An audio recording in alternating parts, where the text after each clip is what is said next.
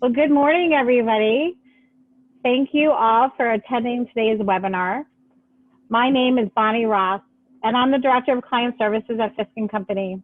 First and foremost, we hope all of you are healthy and well, given this current situation.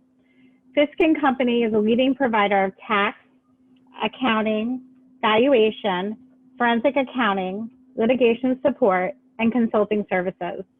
Our firm is an independent member of BDO Alliance USA, which offers us the opportunity to expand our services to our clients without jeopardizing our existing relationships or our autonomy by accessing the resources of BDO USA. Our topic today is COVID-19, Ask the CPA. And our speakers today are Sheri Schultz, Managing Partner, and David Goldweitz, Senior Director of Tax and Accounting Services. Before we start,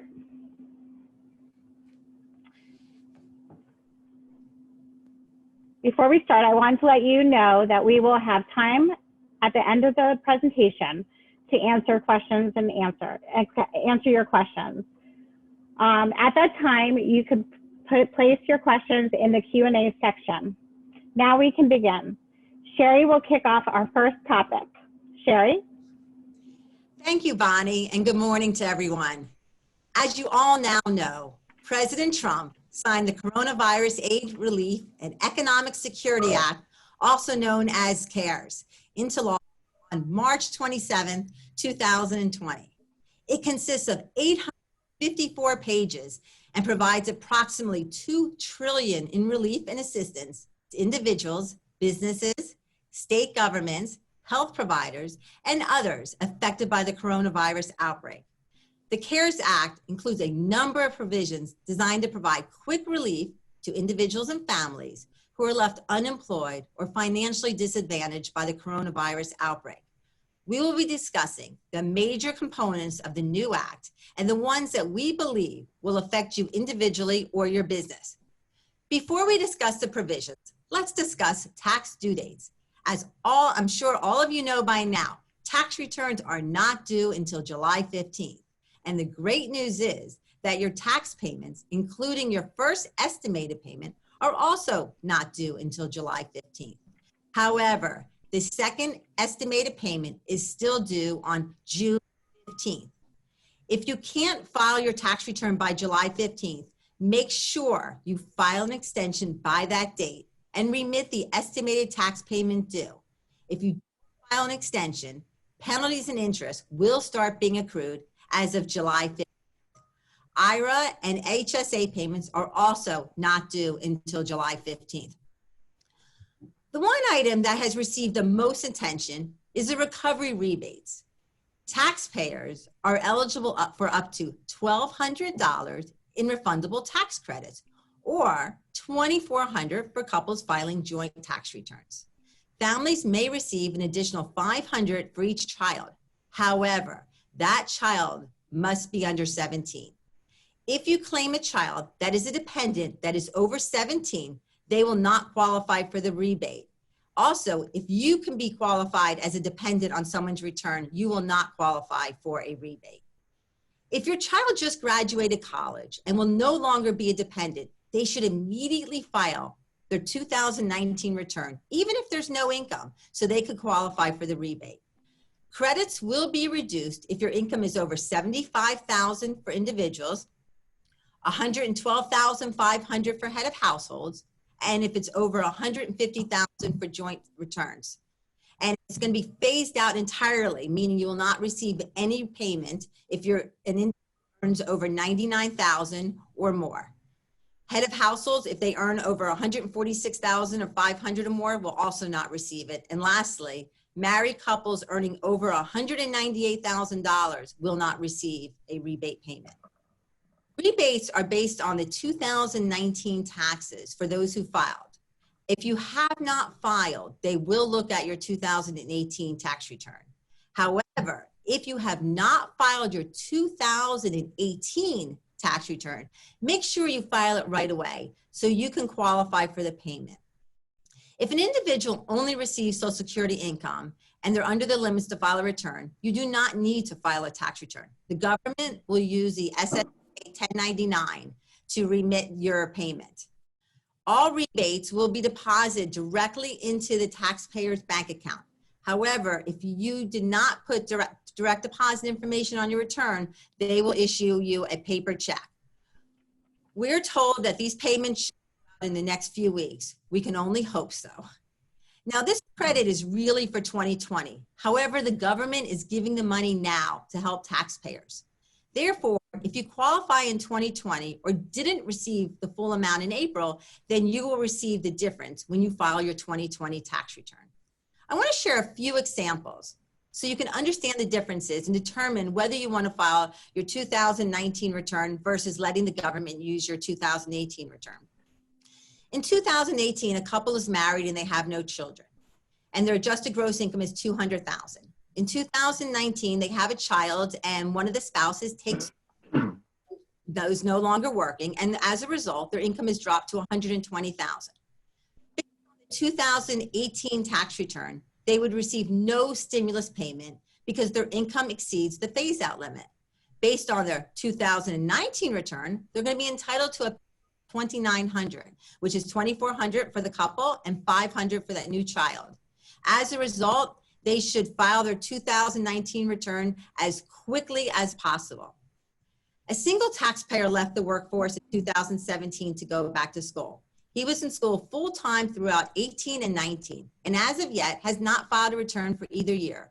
This person should quickly file a 2019 return, even though they have no income, in order to generate a $1,200 stimulus payment. In certain cases, it makes sense not to file your 2019 return until after you receive the stimulus payment.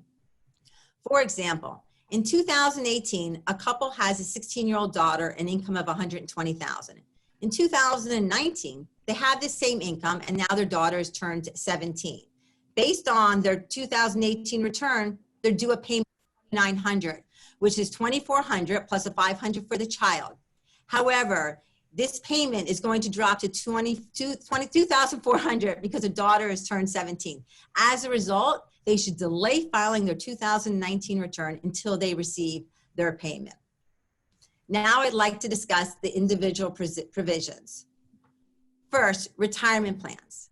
You can take up to $100,000 from your retirement account, including your IRA, and not incur a penalty. Therefore, normally there's a 10% penalty if you're under 59 and a half. You have up to 3 years to repay the amount to your retirement account. However, if it's not repaid, you can pick up the income over a 3-year period, whereas it used to only be a year. However, we're not sure how the dynamics will work, and we'll need further guidance from the IRS. If you have a retirement plan loan that is due by December 31st, 2020, you have an extra year to pay it. Lastly, you do not need to take your required minimum distribution from your IRA or tax qualified defined contribution plan in 2020. Next, charitable contributions. If you don't itemize, you can take up to $300 above the line deduction. The contributions are not limited to a percentage of your adjusted gross income.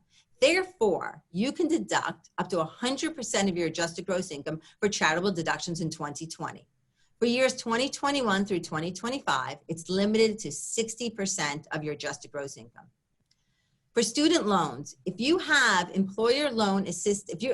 employer loan assistance between March 27, 2020 and January 1st, 2021, it's excluded from the employee's income tax. Also, student loan payment and interest accrual is suspended through September 30th. This will not affect your credit. Negative credit reporting related to student loans will be suspended for 6 months. Unemployment. Federal government is providing an additional $600 a week for those that are receiving unemployment. Now, this continues until July 31st, 2020. Self-employed or independent contractors will also be eligible for unemployment. It's not available, though, if the worker is still working remotely or is receiving paid leave. If you've already exhausted your unemployment benefits, you may apply for an additional 13 weeks of compensation. Provisions are retroactive to January 27, 2020, and are available until December 31st, 2020. Mortgage foreclosures and evictions. Homeowners affected by the outbreak can suspend payments on mortgages that are guaranteed by FHA, Fannie Mae, or Freddie Mac for 180 days. Another 180-day extension is available. No fees, penalties, or interest shall accrue on the borrower's account during the period of forbearance. Also, the law prohibits foreclosure on all federally backed mortgage loans for a 60-day period beginning on March 18, 2020. Lastly, the Act suspends eviction of multifamily properties with federally backed mortgages for at least 120 days. Now, Bonnie, back to you. Thank you, Sheri. That was very informative. And now on to our next speaker, David Goldweitz. David? Thank you. Thank you. Great job, Sheri. I'm battling some allergies, so I apologize in advance if I sound a little hoarse. I don't know about all of you, but I've been inundated with information related to COVID-19, minute by minute, hour by hour. My inbox has dozens of emails from various sources describing all of the changes and the effect it will have on both employee and the employer. It's enough to make even the smartest of us feel like we're on information overload. Bad hair day, sorry. But don't worry, our job, you can take that off, thank you. But don't worry, our job is to bring to you what we feel are the most important aspects of the acts that were passed. Sheri's just done a great job presenting the most important changes that affect individual taxpayers. I'm now going to try to cover the impact that the acts will have on, excuse me, businesses and employers. The two acts that will affect us all the most are the Families First Coronavirus Response Act.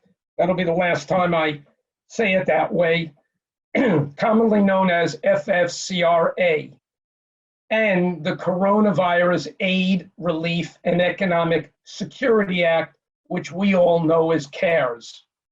So let's start with what I call the Families First Act. As you can see, it consists of three parts. The Emergency Family and Medical Leave Act expansion, the Emergency Unemployment Insurance Stabilization and Access Act of 2020, and the Emergency Paid Sick Leave Act.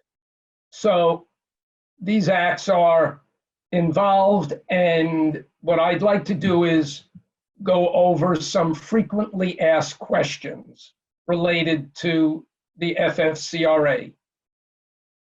So when does the FFCRA take effect? The answer to that is April 1st.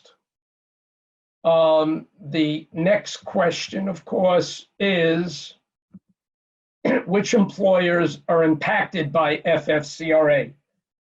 Everybody that has a business should be saying, does it involve me? Do I have to be, am I impacted?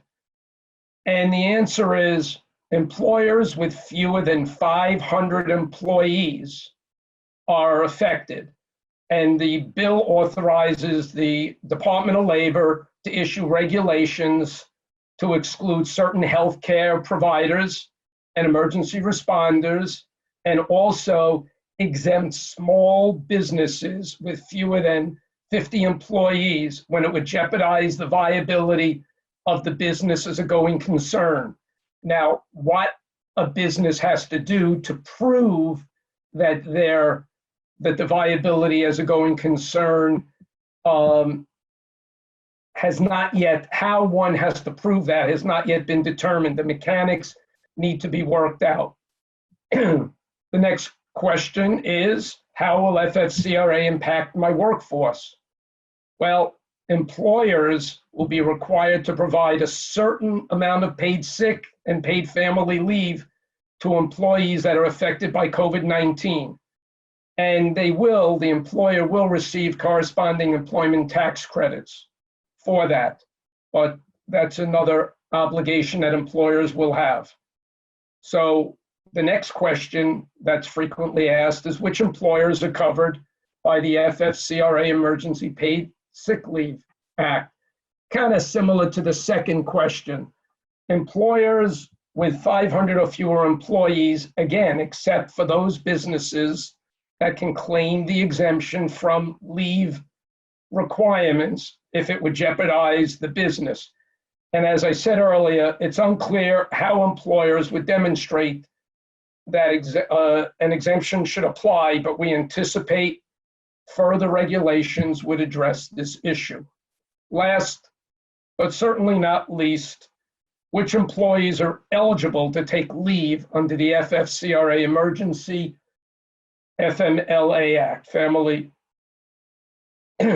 Act, Family and Medical Leave Act.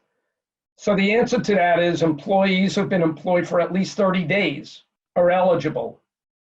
We anticipate that future regulations may further define which employees are considered healthcare providers and emergency responders because they are excluded from this act. There are many other questions, but we only have an hour related to this particular subject.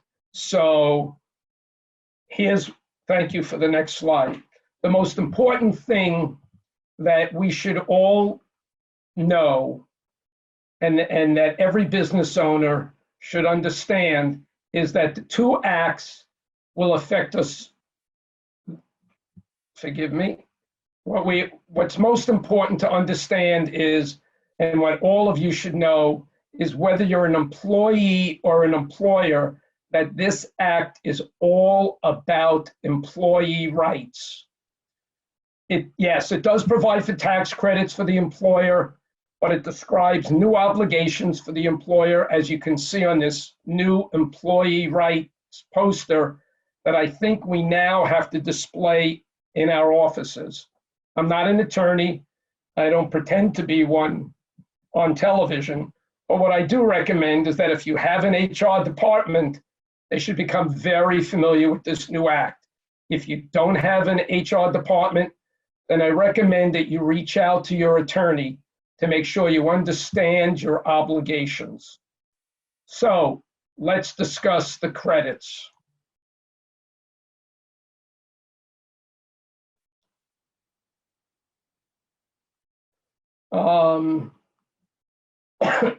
Excuse me.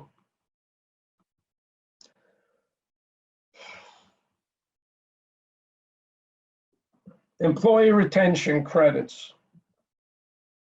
Sorry, I'm having some technical difficulties.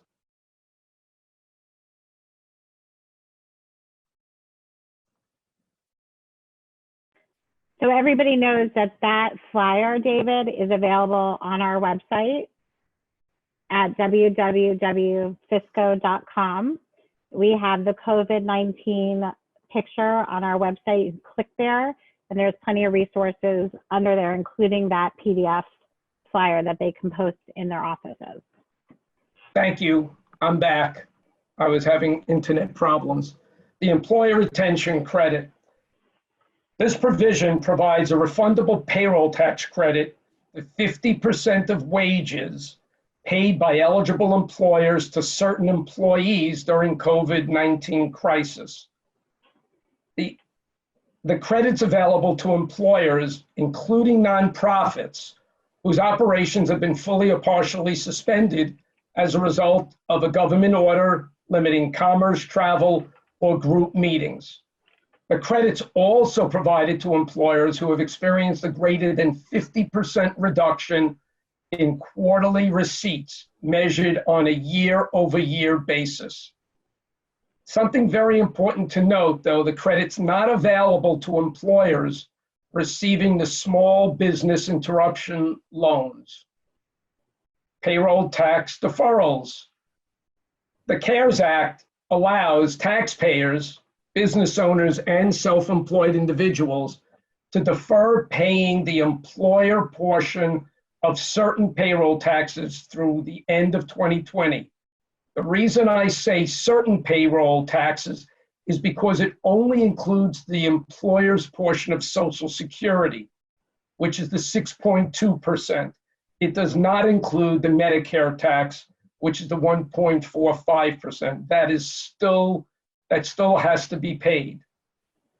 So notwithstanding any other provision of the law, the payment for applicable employment taxes for the payroll tax deferral period won't be due before, and here's what's important, 50% is due by December 31st, 2021, and the remaining 50% are due a year later. So that will give the businesses some relief if they need cash flow. But remember, it will be due. And if you don't pay it by those dates, then that's when the interest and penalties will start accruing. Carryback of net operating losses. So the CARES Act provides, well, let's back up. For those of you that may or may not remember, the old law was that an NOL for any tax year must be carried forward to each tax year following the year of the loss.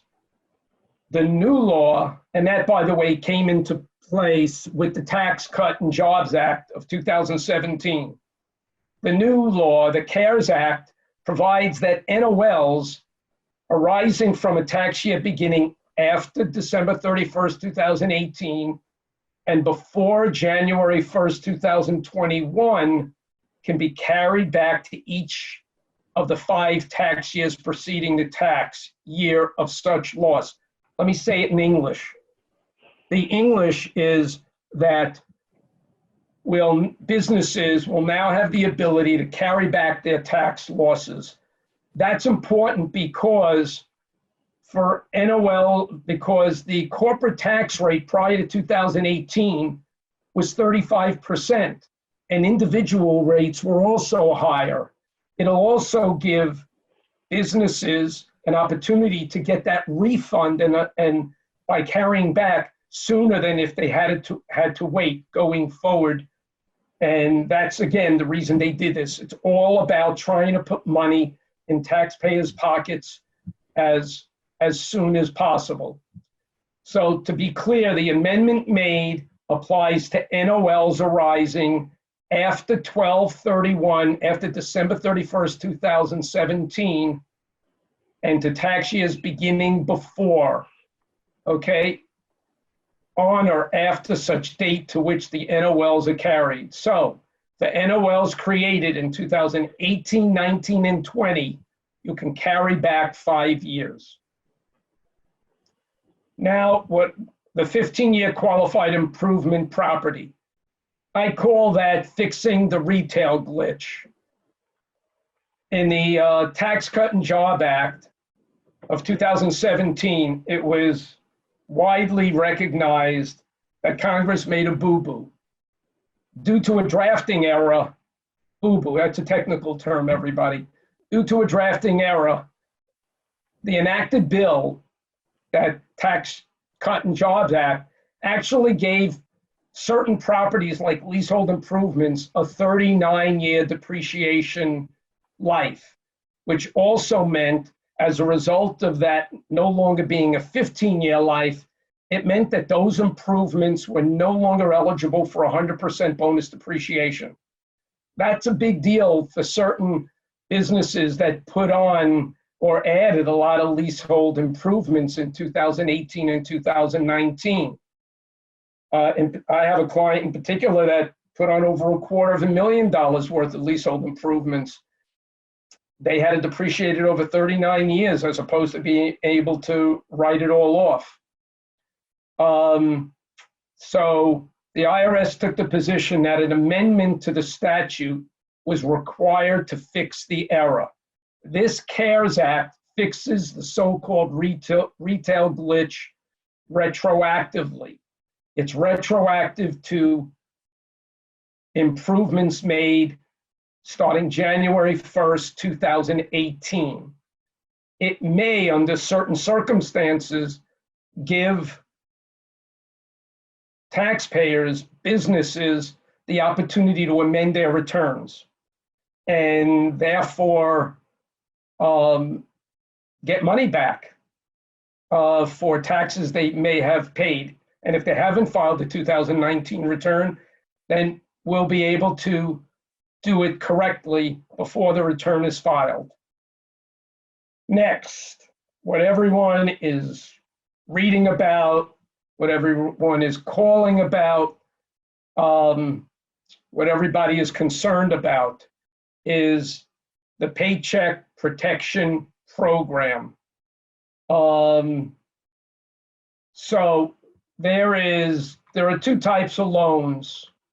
There's the economic injury disaster loan, and there's the Paycheck Protection Program. And the question is, which should I get? You can't get both. So which is more relevant to my needs?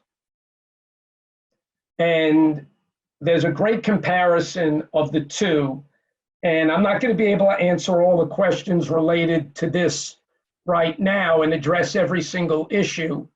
But the most important thing to note is that the economic injury disaster loan is a maximum loan size of $2 million.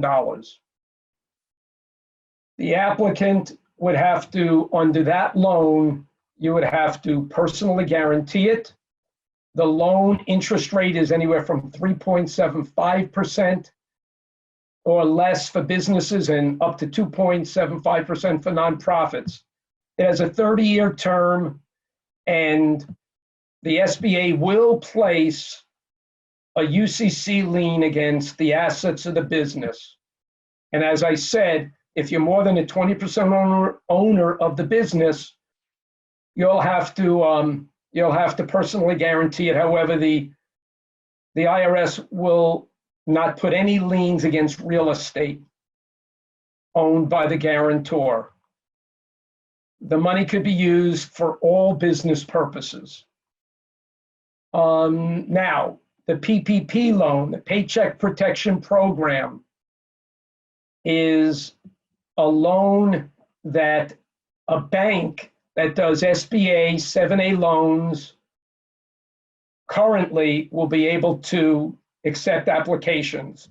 Those applications can't be accepted yet. The SBA is working out those details, and the banks that I've spoken to over the last 3 days are telling me that they're waiting anxiously, and they're having conference calls daily to find out the mechanics. What's important to know about this loan is the maximum loan size is $10 million. However, the calculation is as follows as to what you're able to borrow. I'm sure many of you listening have already read about this, but in case you haven't, it's 2.5 times what you're eligible to borrow is 2.5 times your average monthly payroll cost measured over the 12 months preceding the loan origination date.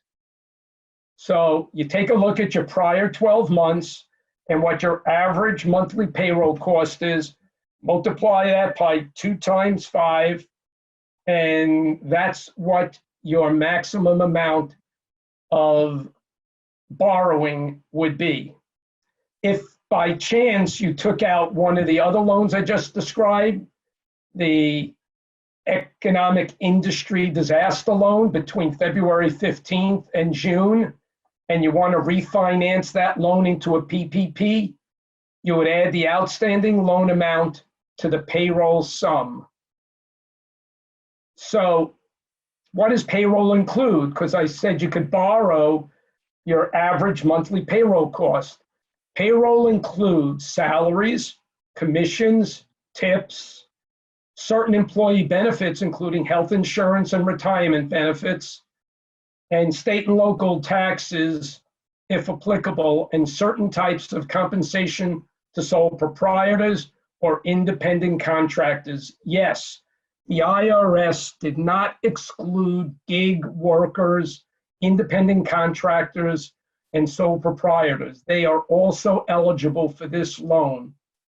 Payroll costs, however, exclude compensation of an individual employee in excess of $100,000 or foreign employees. And FICA and income taxes are not part of payroll costs. The interest rate on this loan is not to exceed 4%. The term of this loan is 10 years. And the loan's first payment doesn't start for at least 6 months after the origination date. I know you're saying, I thought there's loan forgiveness. What I'm saying is, if for whatever reason, and I'll go into loan forgiveness in a moment, if for any reason you don't qualify for loan forgiveness, you should know that it's a 10-year term and the interest rate is not to exceed 4%. And the first loan payment wouldn't be due at least until 6 months after the loan origination date. By the way, on the economic injury disaster loan, the first loan payment wouldn't be due for 1 year after the loan origination date. But I got to advise you all that interest is accrued during that deferment period. So you can't have everything. That famous comedian said, you can't have everything, where would you put it? What can you use the loan for? So you can use it for payroll costs, as I previously described. You can use it for group health insurance benefits, insurance premiums. You could use it for interest you have on existing debt prior to February 15th, but not the principal portion, just the interest portion. You can use it for rent on any lease in force prior to February 15th. And that's important. And you can also use it for utility payments. And what's really good about this loan, no collateral is required for either the business, from the business or its owners. And if there's no collateral, there's also no personal guarantees. So is there loan forgiveness? Not on the economic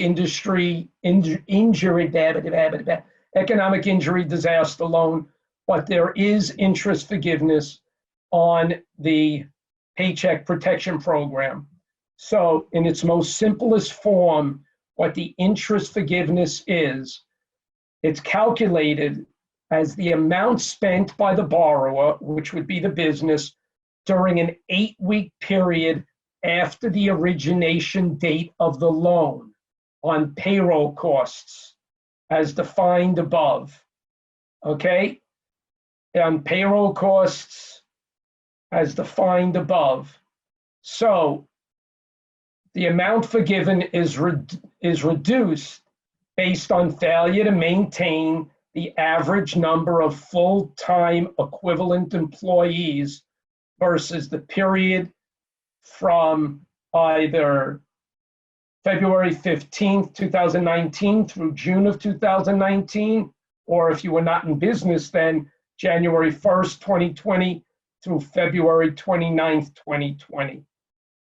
The amount forgiven is also reduced to the extent that compensation for an individual making less than $100,000 per year is reduced by more than 25% measured against the most recent full quarter.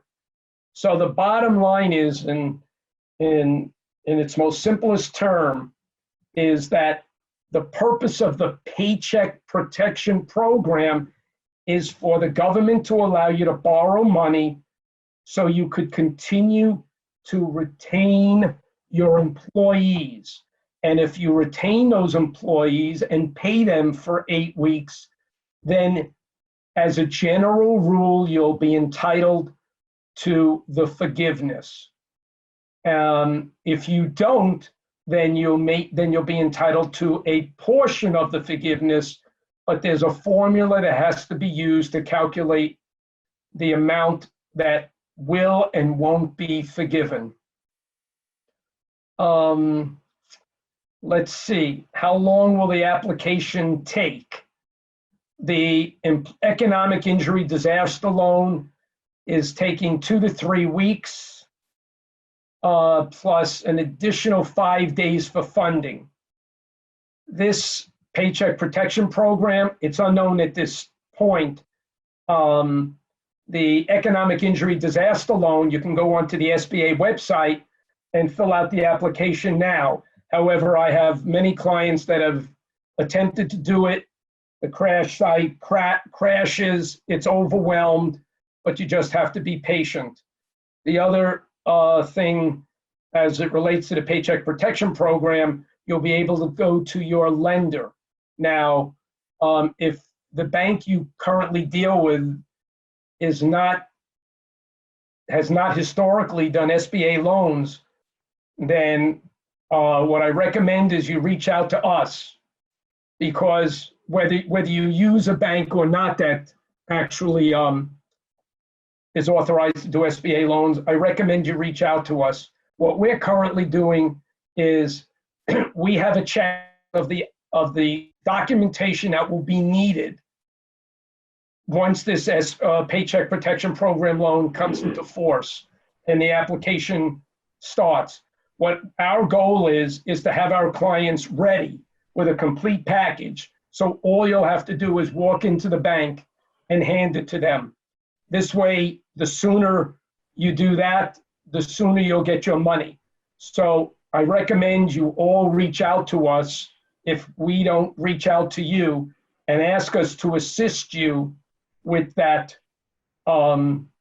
documentation gathering. There may be some accounting that'll be necessary also.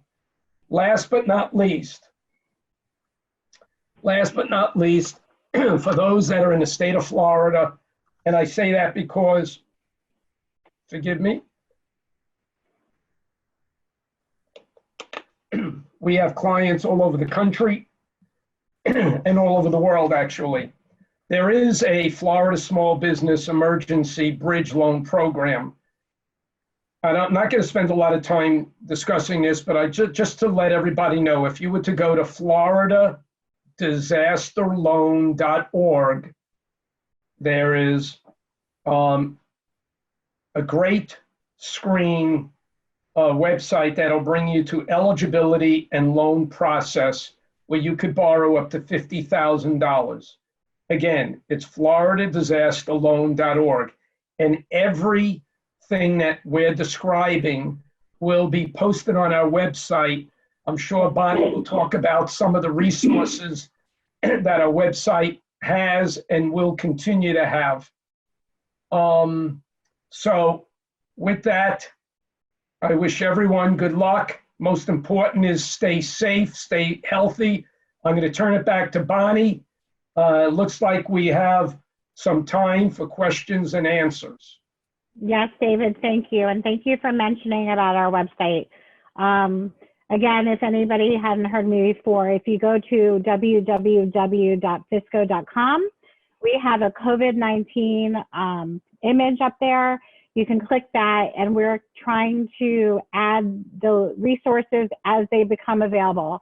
So all the mentions today, all those links are available on that page, which will automatically take you to from that front image.